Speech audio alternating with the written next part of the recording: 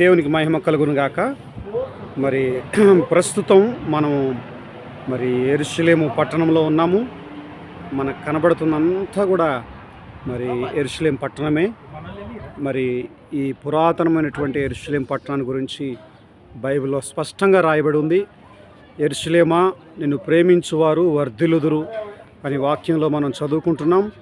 మరి యెరూషలేమును మనం ప్రేమించాలి. అదేవిధంగా యెరూషలేము మహారాజు పట్టణం అని బైబిల్ చెప్తా ఉంది. మరి ఆ మహారాజు పట్టణంలోనికి అడుగుపెట్టడానికి ప్రభు సహాయం చేశాడు.